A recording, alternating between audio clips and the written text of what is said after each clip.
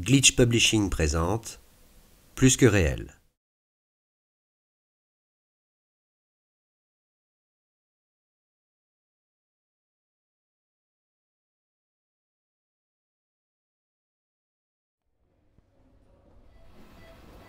Séquence 30. Intérieur nuit, hôpital chambre Paul. Ren pousse la porte et découvre Paul entouré d'un aréopage de médecins en blouse blanche. Tous se tournent vers Ren avec un grand sourire. Paul. J'ai réussi à les convaincre. Médecin-chef, à Ren. Nous allons faire l'impossible. Ren, sautant de joie. Yes! Séquence 31. Extérieur jour, quai de Seine chez Rep. Rep est debout devant la porte de chez lui. Il a déjà mis son casque. Il fume une cigarette et attend. Ren arrive en scooter et s'arrête à 5 mètres de Rep. Elle perche le scooter sur sa béquille et pose son casque. Puis, elle ouvre le coffre. Rep la rejoint et ensemble, ils regardent la destination de la première enveloppe de la journée. Ren remet son casque, bascule la béquille. Rep pousse le scooter. Séquence 32. Extérieur jour, rue Paris, en mouvement. Ren pilote avec Maestra son scooter. Elle évolue dans le flot de la circulation comme un poisson.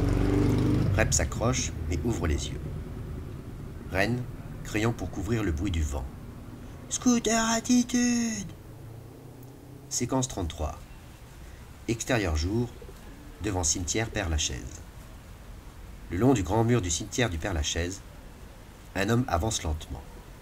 Il exécute des katas de Tai Chi Chuan d'une lenteur et d'une harmonie envoûtantes. Dans une chorégraphie parfaitement réglée, il dépose sa casquette par terre. Comme dans un rêve, il progresse lentement, laissant derrière lui sa veste, son t-shirt, son sac, sa tongue droite, puis la gauche. Vêtu uniquement d'un sarong, il dépasse Ren et Rep qui sont assis sur un banc. À côté d'eux, des pigeons picorent le bitume. Certains sont posés sur la cabine téléphonique qui se trouve à côté de nos deux papillons, et l'homme entre dans celle-ci. Ren, regardant sa montre. Parfaitement à l'heure, comme toujours. Rep, c'est qui? Ren, Tai Chi Master. Ren sort son portable et fait un numéro. Le téléphone de la cabine sonne. Master décroche. Master. Bonjour, Ren. Ren. Hello. Master, regardant Rep à travers la vitre de la cabine. Voici donc le fameux Rep. Ren. Quelles sont les nouvelles du front? Master. C'est confus, mais il se passe un truc. Je sens venir un déséquilibre préjudiciable à l'ordre de toute chose. Rep, l'oreille collée au portable de Ren. Carrément. Séquence 34. Extérieur jour, rue Paris, en mouvement. Le scooter de Ren surfe les vagues de la circulation parisienne. Rep s'accroche, les yeux grands ouverts. Séquence 35. Extérieur jour, école Jacques Tati. Ren se gare près de l'école Jacques Tati. Les papillons descendent du scooter et posent leur casque. Ren sort une enveloppe du coffre. Ren ouvre l'enveloppe, marquée « École Jacques Tati, 17h01 ». Ren, elle regarde dans l'enveloppe. 2 € et une photo. Rep, une fortune. Sur la photo, on voit un petit garçon qui se penche pour ramasser la pièce que Ren tient dans sa main. Au feutre rouge, il est écrit 17h01. Séquence 36. Extérieur jour, école primaire. Le cadre et le décor sont exactement celui de la photo. La rue devant l'école est encore déserte. Au loin, la cloche de la fin des cours retentit. Rep entre dans le champ. Il prend position et fait des photos avec son iPhone. La pièce dans la main gauche et la main droite sur l'étui de son sabre, Ren entre dans le champ et marche jusqu'au bon emplacement. Elle place la pièce comme sur la photo. Sans regarder autour d'elle, Ren sort du champ, bientôt suivi par Rep. Un petit garçon sort de la cour de l'école à toute vitesse. Il pile devant la pièce et la ramasse. Il fait demi-tour et rentre à nouveau dans l'enceinte de l'école. Il interpelle un autre petit garçon et lui achète des billes. L'autre garçon est bientôt rejoint par un troisième qui lui vend des images Panini. Un grand s'empare de la pièce et bouscule un peu tout le monde pour sortir. Très fier de lui, le grand joue avec l'argent volé et lance la pièce en l'air de plus en plus haut. Soudain, Elle lui échappe et roule sur plusieurs mètres en direction d'une bouche d'égout. Figé, il la regarde rouler et rouler, puis ralentir et s'arrêter à quelques centimètres de la bouche. Un passant s'arrête et empoche la pièce. Séquence 37. Extérieur jour, rue Paris, en mouvement. Royal, le scooter fait corps avec la rue. Rep sourit pour la première fois. Séquence 38. Extérieur jour, rue commissariat de police. La rue devant le commissariat est déserte. Rep entre dans le champ. Il prend position et fait des photos avec son iPhone. Des clés de voiture dans la main gauche et la main droite sur l'étui de son sabre, Ren entre dans le champ et marche jusqu'à une place de stationnement libre entre deux voitures. Elle place les clés au milieu d'une flaque d'eau formée par le petit rapide qui coule dans le caniveau. Sans regarder autour d'elle, Ren sort du champ, bientôt suivi par Rep. Du trottoir d'en face, un gardien de la paix entre dans le champ et traverse la rue. Il ramasse les clés, les secoue et les pose bien en évidence sur le trottoir. Il poursuit sa route, monte les marches du commissariat et entre. Une voiture verte se gare entre les deux voitures juste en face des marches du commissariat. Son conducteur en sort et quitte le champ. Un bateau en papier entre dans le champ, voguant sur l'eau du caniveau. Une petite fille le suit en chantant « Bateau sur l'eau, la galère, la galère ». La voiture rouge garée devant la voiture verte démarre et quitte le champ. La petite fille s'arrête de chanter quand elle ramasse les clés. Elle appuie sur le bouton de la clé de contact. Les phares de la voiture verte clignotent, la voiture émet un signal et l'ouverture centrale des portes se déclenche. La petite fille ouvre la porte avant droite, les clés toujours à la main, et se tourne vers le commissariat attiré par un cri. Soudain, un fuyard déboule du commissariat, vole les clés des mains de la petite fille, saute dans la voiture verte, démarre et s'enfuit. Apeurée, la petite fille pleure, sortant du poste de police. Des policiers accourent, prêts à dégainer. La mère de la petite entre dans le champ en courant et rassure sa fille, la prend par la main et demande des explications aux forces de l'ordre. Le propriétaire de la voiture verte entre dans le champ, lui aussi en courant, et interpelle lui aussi les policiers. Soudain, le propriétaire et la mère de la petite se regardent, se taisent. Ils tombent dans les bras l'un de l'autre. Séquence 39. Extérieur jour, rue Jardin des Tuileries. Ren se gare près du Jardin des Tuileries. Les papillons descendent du scooter et posent leur casque.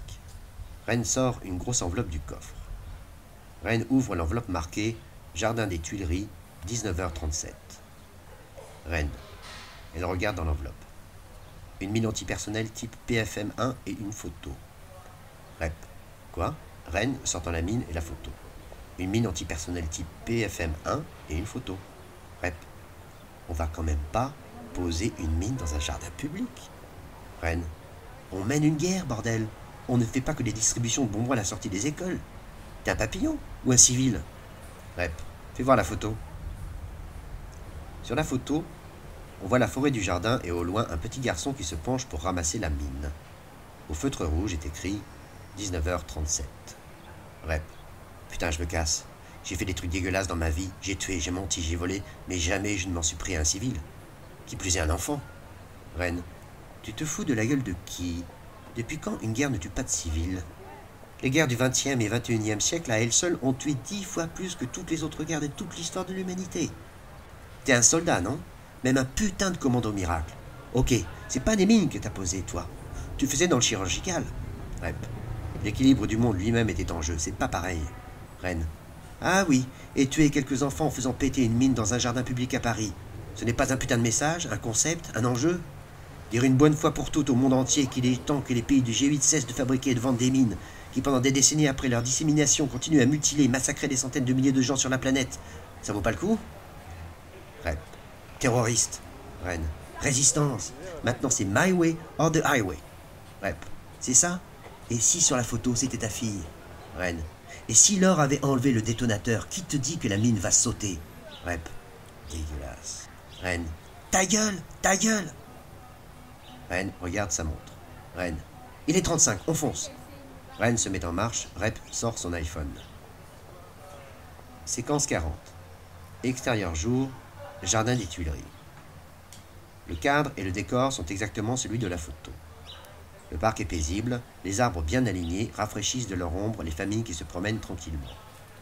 Rep entre dans le champ en courant sans prendre de photos. La mine dans la main gauche et la main droite sur l'étui de son sabre, Ren entre dans le champ et court vers le bon emplacement. Séquence 41. Extérieur jour, jardin des Tuileries. L'homme torse nu et masqué frappe Rep. Séché dans sa course, Rep s'effondre. L'homme masqué est invisible. L'homme masqué frappe Ren. Assommé en pleine accélération, Ren s'écroule. L'homme masqué est invisible. Séquence 42. Retour à la scène. Sous les arbres, nos deux papillons inconscients sont dissimulés par l'ombre. Rien n'a changé, les familles continuent de se promener en toute sécurité. Séquence 43. Intérieur nuit, hôpital, porte-chambre Paul. De mauvaise humeur, Ren pousse la porte et recule. La chambre est littéralement pleine de docteurs. Tous se tournent vers Ren et la regardent assez froidement. Ren. Je dérange? Médecin-chef approchant. En effet. Ren déçu. J'attends dehors. Faites-moi signe quand je pourrai le voir. Médecin-chef. Je crains que ce ne soit pas possible dans les jours à venir. Ren inquiète. Comment va-t-il? Son état s'est aggravé? Médecin-chef. Au contraire, mais nous devons le protéger. Nous entrons dans une phase extrêmement sensible. Je lui dirai que vous êtes passé. Bonsoir. Déçu, Ren referme la porte qu'elle n'a pu passer. Séquence 44. Extérieur jour, quai de Seine, chez Rep. Rep est debout devant la porte de chez lui. Il a déjà mis son casque et attend.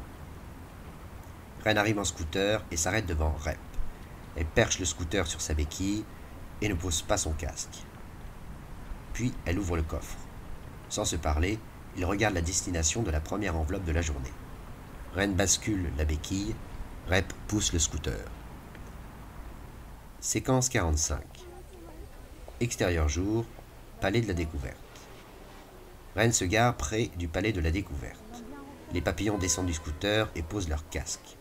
Ren sort une enveloppe du coffre. Ren ouvre l'enveloppe marquée Palais de la découverte, 14h12. Ren, elle regarde dans l'enveloppe. Un livre, elle lit en sortant le livre. Isolation de Greg Egan et une photo. Rep. Je préfère le titre en australien.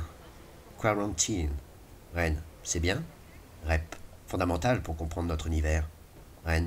C'est tout? C'est quoi le pitch? Rep. Je ne pitche pas. Ren. Bon. Raconte le début de l'histoire. Rep. Ok.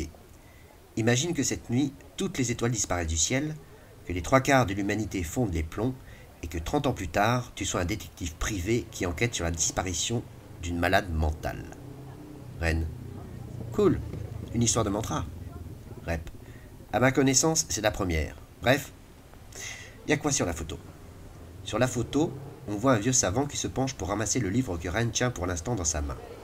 Au feutre rouge, il est écrit 14h12. Ren et Rep s'éloignent de nous en direction du palais. Rep précède Ren et fait des photos. Ren transporte le livre. Ils disparaissent derrière un camion qui se gare et dont le chauffeur descend pour s'en griller une. Son téléphone sonne. Il regarde le nom de son correspondant et décide de ne pas répondre. Le smartphone sonne dans le vide. Un couple de touristes cherche sa route, chacun avec son plan. Ils tournent sur eux-mêmes, dans un tango topographique, se rentrent dedans, baissent leur plan, se regardent, éclatent de rire et demandent leur chemin au chauffeur. Le chauffeur leur indique la bonne direction. Il écrase sa cigarette, monte dans son camion et repart. Rep et Ren arrivent, mettent leur casque et repartent, comme d'habitude. Rep pousse le scooter.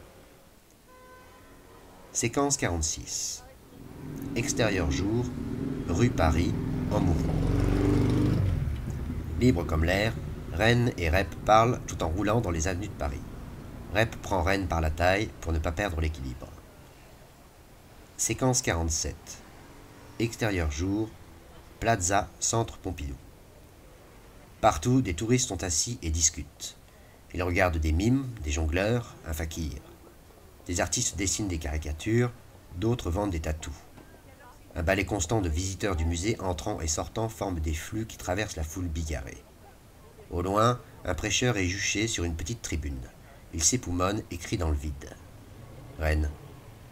Maintenant que tu te fais une bonne idée du boulot de papillon, je peux te présenter le dernier mantra dont nous nous occupions. Rep. Encore intérêt au nom débile. Ren. Tu peux parler. Rep. Ok. Comment il s'appelle? Rep. Eureka. Rep. Ironique. Super. On va enfin tout comprendre. Nos deux papillons fendent la foule en direction du prêcheur. Séquence 48. Extérieur jour. Plaza Centre Pompidou. Estrade Eureka. À 45 ans, dégarni et suant, Eureka a tout de l'illuminé. En transe, il s'époumonne en vain. Debout sur son estrade branlante, il gesticule. Eureka avec une emphase gaulienne.